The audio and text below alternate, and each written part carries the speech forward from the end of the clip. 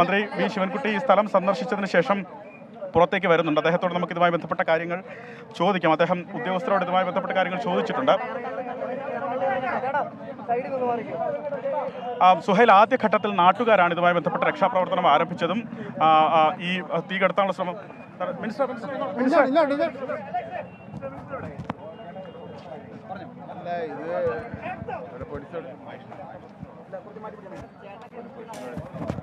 ഒന്നര മണിക്കാണ് സംഭവം ഉണ്ടായത്. ഒരു പുരുഷനും ഒരു സ്ത്രീയാണ് മരണപ്പെട്ടത്. ഈ ഇലക്ട്രിസിറ്റിയുടെ പ്രശ്നമാണെന്നാണ് മനസ്സിലാക്കുന്നത്. എയർ കണ്ടീഷൻ എല്ലാം കത്തി തകർന്നു പോയി. അതാണ് കൂടുതൽ വഷളായത്.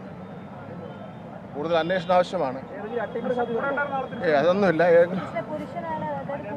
അല്ല, ഞാനിപ്പോൾ ഇവിടെ വന്നേ ഉള്ളൂ. കൂടുതൽ അന്വേഷണം നടത്തിയിട്ട് പറയാം. ഈ സ്ഥാപനത്തിലേക്ക് കയറി പോകാനും തിരിച്ചറിയാനും ചെറിയൊരു വഴി മാത്രമാണുള്ളത്. അത് വേണ്ട മതിയായ സൗകര്യത്തോടു കൂടിയാണ് ഈ സ്ഥാപനം പ്രവർത്തിച്ചത്. അതിനെ പറ്റിയൊന്നും ഇപ്പോൾ ചർച്ച ചെയ്യേണ്ട സമയമല്ലല്ലോ. ഇപ്പം നമുക്ക് നോക്കാം എന്താണ് നോക്കട്ടെ. സന്ദർശിച്ച ശേഷം മന്ത്രി വി ശിവൻകുട്ടി മാധ്യമങ്ങളെ കാണുകയായിരുന്നു. മന്ത്രി പറഞ്ഞതനുസരിച്ചാണെങ്കിൽ അപകടത്തിൽ മരിച്ചതിൽ ഒരു സ്ത്രീയും ഒരു പുരുഷനുമാണെന്നാണ്. ഇതിൽ ഔദ്യോഗിക സ്ഥിരീകരണം ഇനിയും ഉണ്ടായിട്ടില്ല. എന്തായാലും ദാരുണമായ ഒരു അപകടം, രണ്ടുപേരുടെ ജീവനെടുത്തൊരു അപകടമാണ് തിരുവനന്തപുരം പാപ്പനംകോട് ഉണ്ടായിരിക്കുന്നത്.